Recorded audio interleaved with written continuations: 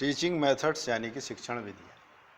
अभी तक हमने बात कर ली है आपसे, लीडरशिप क्या होता है, क्लासरूम मैनेजमेंट क्या होता है, कैसे किया जाता है, इफ़ेक्टिव टीचर्स के क्या सिम्टम्स होते हैं, क्या लक्षण होते हैं, मतलब क्या उस सिम्टम्स नहीं, क्या उसकी कैरेक्टरिस्टिक्स यानी क्या विशेषताएं होती हैं। ठीक है, तो टीचिंग मेथड्स की हम बात कर रहे हैं आज कि शिक्षण विधियाँ क्या हैं। अलग अलग तरीके से शिक्षण किया जाता है, क्लासरूम में हो चाहे क्लासरूम के बाहर हो। Teaching methods are the study and techniques that educators use to facilitate student learning in education. Teaching methods are studied to understand how they impact student outcomes such as academic achievement and motivation. तो teaching methods क्या होते हैं जो कि student learning पैदा करते हैं, student में लर्निंग डेवलप करें, उनमें कुछ एक कॉन्सेप्ट का निर्माण हो। तो जिन टेक्निक्स के माध्यम से निर्माण होता है तो उनको टीचिंग मेथड्स कहते हैं या स्ट्रेटजीज उसको कहा जाता है। ठीक, तो उसमें सबसे पहला है लेक्चर, जो मैं आपको दे रहा हूँ। ठीक है, लेक्चर है। Lecture is a common teaching method in which the teacher present information to the student through the spoken words. कहने के द्वारा, शब्दों के द्वारा जब टीचर अपनी बात को छात्रों के सामने में रखता है, विद्यार्थियों के समक्ष रखता है, उनको समझाने का प्रयास करता है, तो उसे लेक्चर कहते हैं। स्पोकन वर्ड्स के द्वारा, कथित शब्दों के द्वारा उसको हिंदी में कहें तो। This method is effective for conveying complex information quickly and efficiently. क्या फ़ायदा होता है इसका? इसका ये है कि हम क्विकली और एफिशिएंटली किसी मैसेज को कन्वे कर पाते हैं, किसको आपको समझा पाते हैं, बता पाते हैं, है ना। But it may not engage all students और प्रमोट एक्टिव लर्निंग। इसमें क्या है कि एक्टिव लर्निंग नहीं होती, इंटरेक्शन नहीं होता ना, वन वे होता है, वन वे कम्युनिकेशन होता है।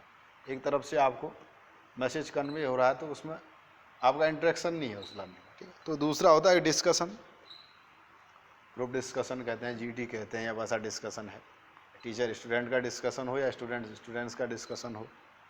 Discussion is the teaching method in which the teacher facilitates A conversation among students on a specific topic. तो टीचर क्या करता है, एक कन्वर्सेशन ऑर्गेनाइज करता है स्टूडेंट्स के बीच में, उससे एक थॉट जनरेट होगा, क्रिटिकल एनालिसिस पैदा होगा। ठीक है, आप समझोगे, तर्क वितर्क करोगे, बात को अपने स्तर से समझने की कोशिश करोगे, तो वही मेथड अच्छा मेथड होता है समझने के लिए। आज से किसी टॉपिक शेयर होती है information. This method can promote critical thinking पैदा होती है, जैसा मैं कह रहा हूँ। कोलेबोरेशन पैदा होता है, सहयोग, आपसी सहयोग की भावना पैदा होती है। एक्टिव एंगेजमेंट इन ए लर्निंग प्रोसेस, एक्टिव एंगेजमेंट होता है स्टूडेंट। अब लेक्चर में क्या होता है, सुनते तो हैं बच्चे लेकिन एक्टिव नहीं होते, इसमें एक्टिव होते हैं डिस्कशन में। ठीक है, और डिमॉन्स्ट्रेशन, प्रतिदर्शन किसी चीज़ का, उससे क्या होगा, demonstration is teaching method in which the teacher shows students how to perform a specific task और स्किल। तो टीचर ये बताता है इस मेथड में बच्चों को, स्टूडेंट्स को, कि किसी स्पेसिफिक टास्क या स्किल को कैसे परफॉर्म करना है, डिमॉन्स्ट्रेट करके बताता है, डेमो देता है। तो उससे एक मॉडलिंग की भावना भी पैदा होती है और एक प्रैक्टिकल इम्प्लीकेशन, व्यवहारिक ज्ञान उसमें जनरेट होता है। ठीक है, तो this method is effective for teaching hands on skills and can be specially useful in vocational and teaching training program. व्यावसायिक वगैरह शिक्षण के लिए या ट्रेनिंग प्रोग्राम के लिए ये मेथड यूज़ होता है। आप कल के दिन अब खाली पढ़ाई ही थोड़ी करनी है, कल के दिन व्यवसाय भी तो करना है, तो उस उद्देश्य के लिए ये वाला मेथड ज़्यादा फायदेमंद है। मैनेजमेंट वगैरह स्टडीज़ में इसको तब ज़्यादा यूज़ किया जाता है।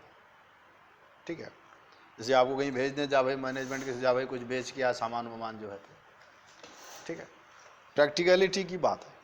और कोऑपरेटिव लर्निंग, भाई आपसी सहयोग के द्वारा लर्निंग, वो क्या है, teaching method in which the student work together in small group to achieve a common goal. Small group में काम करते हैं किसी कॉमन गोल को लेके। This method promote social skills बढ़ता है, पॉजिटिव इंटरडिपेंडेंस बढ़ता है, आपस में इंटरडिपेंडेंसी बढ़ती है, वो पॉजिटिव होती है, ये नहीं कि आपको नुकसान दे रही है वो डिपेंडेंसी, पॉजिटिव होगी। आप में कोई स्किल अच्छी होगी, इसमें किसी ऑर्गेनाइजिंग स्किल होगी, इसमें कोई नॉलेज होगा, उसमें अपने सोर्सेस का लाभ देगा वो, ऐसे सबका मिलके एक अच्छा प्रोडक्टिविटी पैदा हो सकती है। ठीक है प्रियांशु, तो क्या बताया हमने, कोऑपरेटिव लर्निंग क्या है?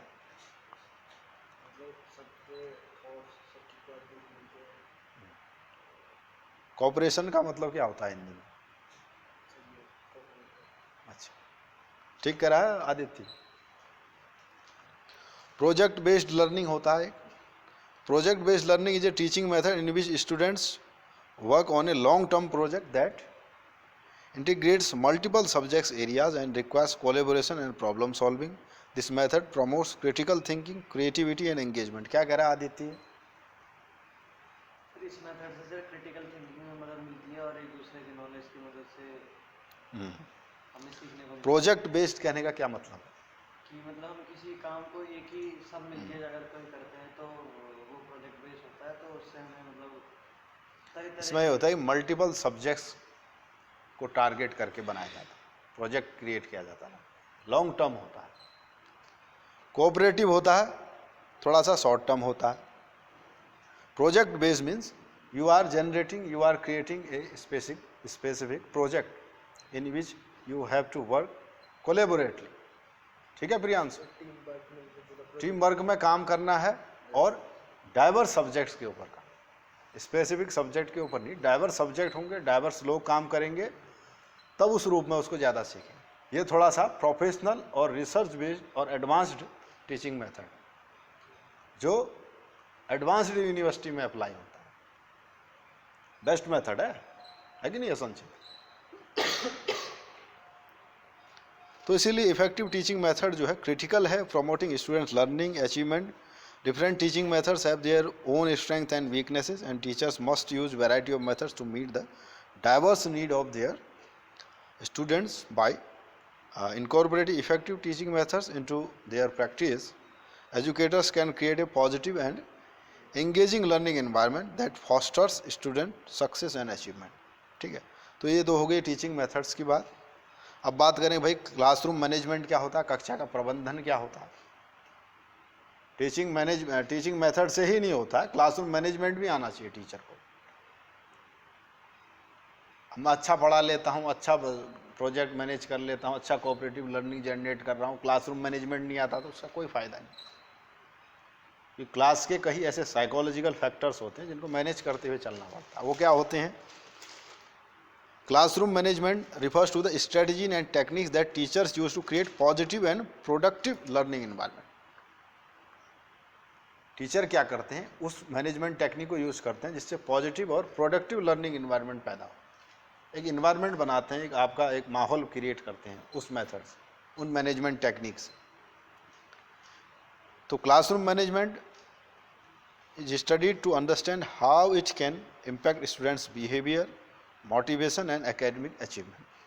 इसका मेन फोकस होता है छात्रों का व्यवहार, उनमें प्रेरणा पैदा करना और उनमें एकेडमिक अचीवमेंट पैदा करना। आप में अचीवमेंट पैदा करना, एकेडमिक अचीव आप किसी को करो, आप में मोटिवेशन जनरेट करना, उस मैनेजमेंट की टेक्निक, उसका एक गोल होना चाहिए। खाली हम कथा ना सुनाएं, मतलब जो है आप खाली मैंने कुछ बता दिया, पीपीटी बना दिया, वो बस सुना दिया, आप भी सुन के चले गए, उसका कोई लाभ, ऐसा नहीं। एक मोटिवेशन जनरेट होना चाहिए, एक इंसाइट जनरेट होना चाहिए आपके अंदर कि मेरे अंदर ये क्वालिटी है, मैंने इस वोकेशन में जाना चाहिए, ये मैंने काम करना चाहिए, यही तो होना चाहिए। और जो मैं इन्फॉर्मेशन दे रहा हूँ वो आपके अंदर कंसेप्चुलाइज होना चाहिए, धारणा होनी चाहिए उसकी। यानी कि खाली मैं बस मतलब बोलता गया, उसका ना कुछ आपको जनरलाइजेशन पता है, उसका ना नॉलेज है, उसका ग्राउंड लेवल नॉलेज होना चाहिए, रूट नॉलेज आप में जनरेट होना चाहिए। ठीक है, तो उसके लिए होते हैं कुछ क्लासरूम मैनेजमेंट के रूल्स हैं। तो रूल्स एंड एक्सपेक्टेशंस होते हैं। उसमें होता क्या है, उसमें पहला टाइटल है इसमें रूल्स एंड एक्सपेक्टेशन। नियम और हमारी क्या एक्सपेक्टेशन है, क्या हमारी क्या कहते हैं एक्सपेक्टेशन को हिंदी में? अपेक्षाएं। क्या अपेक्षाएं होती हैं और क्या रूल्स होते हैं, ये दो चीज़ निर्धारण करना होता है टीचर ने। क्या रूल हैं और मेरी क्या अपेक्षाएं इस क्लास से। माने कुछ रूल जनरेट करने पड़ेंगे, कुछ अपेक्षाएं जनरेट करनी पड़ेंगी, तब मैनेजमेंट प्रभावी होगा। मेरे क्लास में कोई रूल ही नहीं है, कोई अपेक्षा ही नहीं है, न छात्रों से न छात्रों की मुझसे, तो क्या पढ़ाई होगी। एक गोल सेट करना पड़ेगा ना हमने, तो हमारी क्लास की एक दिशा निर्धारित होती है। ठीक है, clear rules and expect behaviour in classroom. ठीक है, इसका ये मतलब है। और पॉजिटिव रीइंफोर्समेंट भी एक दूसरा क्लासरूम मैनेजमेंट का बहुत ही आवश्यक पॉइंट है। पॉजिटिव रीइंफोर्समेंट क्या होता है आदित्य? सर जो हम पॉजिटिवली रिवॉर्ड देते हैं किसी चीज़ को किस बात बढ़ाने के लिए? किसी मतलब जो भी काम है उसको बढ़ाने के लिए, प्रोडक्टिविटी को बढ़ाने के लिए, या फिर जो भी काम हो रहा है उसको बढ़ाने के लिए, प्रोग्रेस के लिए। रीइंफोर्समेंट का वर्डली मीनिंग क्या है? क्या है समझिए, पढ़ाया आपको हमने। Reinforcement means what? Positive enforcement. Reinforcement के बाद ही पॉजिटिव या नेगेटिव होता है। Reinforcement means the enforcement which is enforcing you to do the thing again, to do that very behavior again in that very situation. उसी particular situation में अगर उस reinforcement देंगे तो व्यवहार आप में दोबारा पैदा होने की संभावना बढ़ती है, उसको रीइंफोर्समेंट कहते हैं। आप असाइनमेंट मुझे दिखाओगे, मैं कहूँ गुड, बहुत बेटा बहुत अच्छा तूने किया, तो तुम क्या करोगे कि दोबारा उसमें आप में टेंडेंसी जनरेट हो। मैंने आपको रिवार्ड, एक प्रेज दिया, अप्रेजल दिया ना, तो उससे क्या हुआ कि पॉजिटिव रीइंफोर्समेंट जनरेट हुआ आपके, तो उसको कहते हैं रीइंफोर्स। तो ये भी बहुत आवश्यक होता है क्लासरूम मैनेजमेंट का, बहुत ही आवश्यक अंग है ये। ठीक है Aditya? Teachers can use to encourage positive behaviour in class, उससे पॉजिटिव बिहेवियर जनरेट होता है। ठीक है, और कंसिस्टेंसी होनी चाहिए, नियमितता होनी चाहिए, नहीं कि आज मैं कुछ कह रहा हूँ कल मैं कुछ और कह रहा हूँ। मेरे रूल जैसे हैं वैसे निश्चित होने चाहिए। ठीक है, इफेक्टिव क्लासरूम मैनेजमेंट में आवश्यक है। और consistency in their expectations, rules and consequences of behaviour. Rule निश्चित होंगे, हमारा एक्सपेक्टेशन निश्चित होगा, तो इसलिए आपका व्यवहार भी निश्चित मिलता रहेगा जैसा हमारा एक्सपेक्टेड है। यूनिवर्सिटी के जो गोल्स हैं, जो क्लासरूम के जो डिपार्टमेंट के गोल हैं, उनके साथ आपका व्यवहार मैच होना चाहिए। आप इस यूनिवर्सिटी में पढ़ रहे हो तो आप यहाँ के प्रोडक्ट हो, आपके व्यवहार में वो छाप दिखनी चाहिए। तो वो सब छाप बनेगी जब क्लासरूम मैनेजमेंट होगा, नहीं तो नहीं बनेगी वो छाप। ठीक है, और क्लासरूम एनवायरनमेंट क्या होता है, उसकी भी आवश्यकता है। क्लासरूम का एक माहौल होता है। Teacher should create a positive and engaging learning environment that is conducive to learning. Teacher ने क्या करना चाहिए? पॉजिटिव और एंगेजिव लर्निंग एनवायरनमेंट क्रिएट करना चाहिए बच्चों को। एंगेज हों बच्चे जिसमें, और पॉजिटिवली एंगेज हों, यानी कोई मजबूरी में आ रहा है ऐसा ना हो, पॉजिटिव हो, उनकी इच्छा हो। क्यों आएगा कोई भी? जब उसमें जॉब अपॉर्चुनिटीज होंगी ना उसको पढ़ के। अब इसी को पढ़ के अगर आपको 1-1 लाख रुपए की जॉब मिल रही होती तो यहाँ भीड़ लग जाती, क्लास में भीड़ लग जाती, जगह नहीं मिलती जो है। तो एक वोकेशनल चीज़ का अभाव होने से हमारा इसमें, इसलिए शिक्षा में हमारी वो हो रही है, गिरावट आ रही है क्वालिटी। हमारी खाली थ्योरेटिकल किताबी शिक्षा बन के रहेगी, इनमें कुछ आय के स्रोत जनरेट नहीं है। पुरानी शिक्षा में क्या होता है, कृषि हम सिखा रहे हैं तो कृषि करके कमा लेगा ना। शस्त्र चलाना सिखा रहे हैं तो भाई शस्त्र सीखेगा, कहीं शस्त्र चलाएगा, वहाँ लाइन में चले जाएगा। व्यवसाय सीखेगा, व्यवसाय में जाएगा। अब ये सीख के भाई कहाँ, किस रूप में हम उसको यूज करें? टीचर ही बनने में तो यूज होगा। अब कितने लोग टीचर बन पाएंगे ये? ठीक है, तो एक प्रकार का उसमें इन्वायरमेंट उस रूप में हो। ठीक है, एक दिशा हो, एक दशा हो, हर चीज़ का निश्चित होना चाहिए, हर चीज़ का। ठीक है, तो क्लासरूम ऑर्गेनाइजेशन एक उसमें दूसरा लास्ट उसका पॉइंट है कि भाई can help reduce distraction and promote A more focused learning environment. Class हमारी अगर ऑर्गेनाइज होगी, एक गोल सेट होगा, सब कुछ बढ़िया होगा, तो उससे गोल की दिशा में सब सेट रहेगा मामला। एक क्लियर गोल होना चाहिए, और उस गोल को अचीव करने के लिए क्लास हमारी ऑर्गेनाइज होनी चाहिए। ठीक है, तो ये सारी चीज़ों का जब मेल आप कर पाओगे तो means your class is well organise to achieve your goal, to achieve the goal of the class. ठीक है,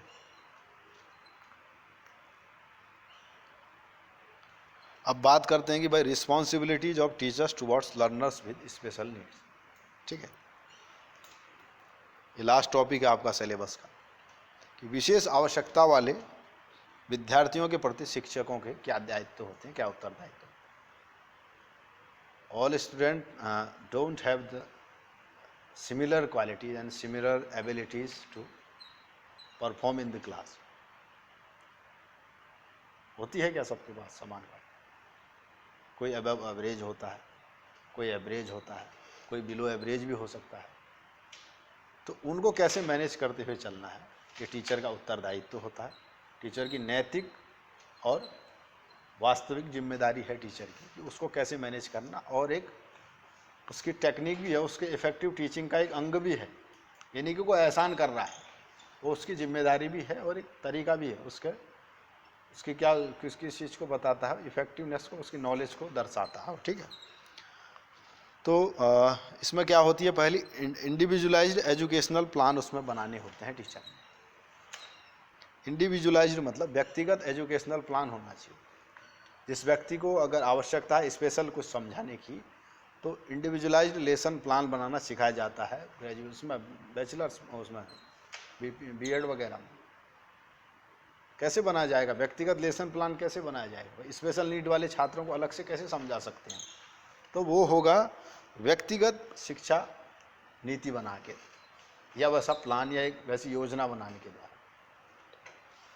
creating a implementing individualized lesson plan for learners with special needs. An individualized educational plan outlines the goal, accommodations and modifications that are necessary to meet the unique needs of the learner. क्या होना चाहिए उसमें, प्रियांशु क्या बता रहे हैं?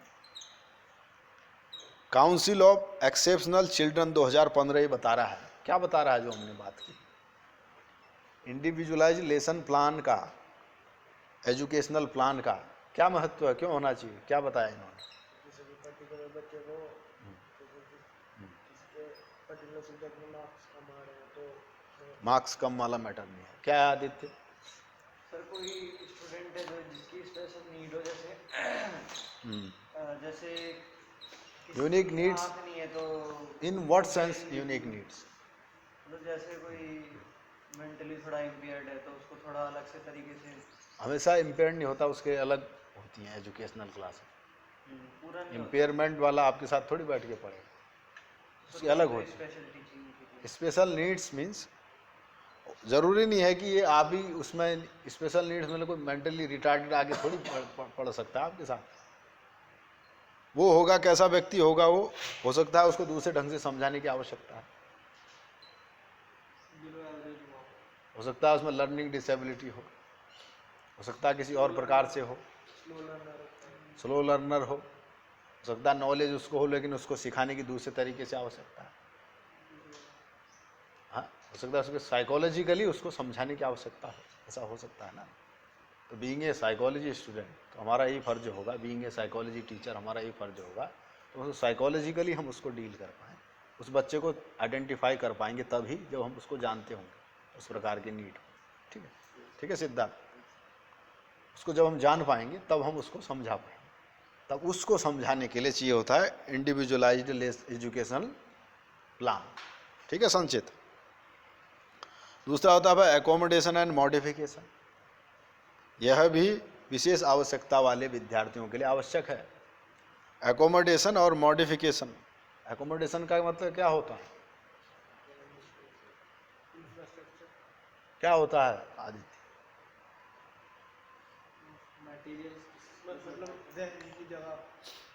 Accommodation रहने की, हाँ ठीक है। That support learning development learners with account में include extra time for assignment और use of assistive technology, while modification में इंक्लूड चेंजेस टू करिकुलम और ग्रेडिंग। एकोमोडेशन होता है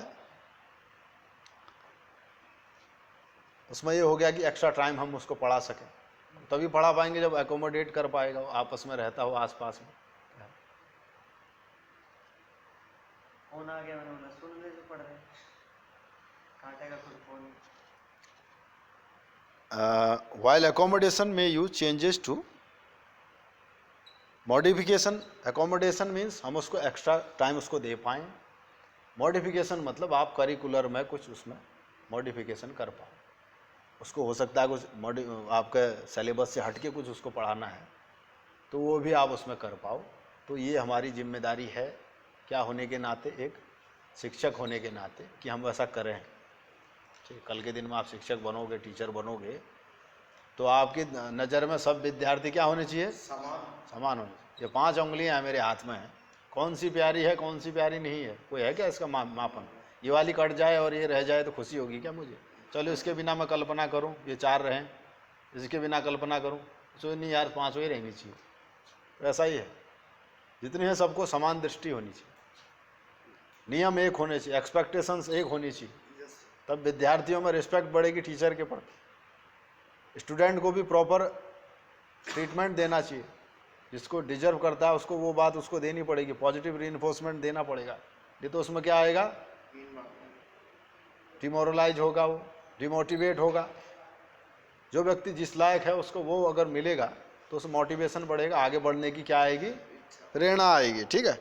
और दूसरा है डिफरेंशिएटेड इंस्ट्रक्शन, अलग प्रकार से इंस्ट्रक्शन भी देने पड़ेंगे आप, ये नहीं कि जैसे सबको बता रहे हो ये कहानी उसे भी सुना रहे हो, कोई सुन नहीं पाता है तो उसको अलग से सुनाना पड़ेगा कहानी, है ना। तो सब प्रकार के लोग हैं, ये हो गया। और कोलैबोरेशन होना चाहिए, सहयोग का भाव होना चाहिए भाई। वो कैसे होगा, विद अदर प्रोफेशनल्स। आपने क्या करना पड़ेगा, आप उसके स्पेशलाइज नहीं हो तो आपने उनके साथ कोलैबोरेट करना पड़ेगा। स्पेशल नीड्स वाले जो उनको डील करते हैं उन टीचर के साथ हमें कोलैबोरेट करके उसको समझाना पड़ेगा। That means collaboration. ठीक है सिद्धार्थ, आदित्य, ठीक है।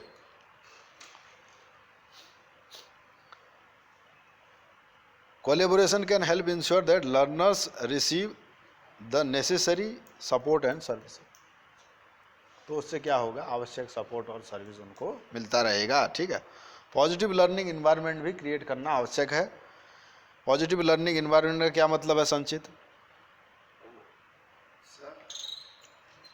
क्या मतलब है? धनात्मक लर्निंग इन्वायरमेंट मतलब सकारात्मक इन्वायरमेंट कैसे बनेगा? सर सब कुछ सोच पॉजिटिव होनी चाहिए सर। हाँ, अच्छा सोचना चाहिए, पूरे विचार नहीं होने चाहिए, सबके विचार अच्छे होने चाहिए। सबका भला करे भगवान, ये भावना होनी चाहिए। Yes sir. क्या ठीक कह रहा प्रियांशु, ये जो मैं कह रहा हूँ उससे मैच हो रही है इसकी बात? Positive learning environments with what in the sense which I am teaching here. क्या कह रहा है आदित्य? एक्शन होना चाहिए, टीचर सुन लो, मैं पहले बोलता हूँ फिर समझ के बताना। ठीक है। Teachers are responsible for creating a positive and inclusive learning environment that supports the learning and development of all learners including those with special needs. This can include creating a welcoming classroom environment and promoting positive social interaction among learners.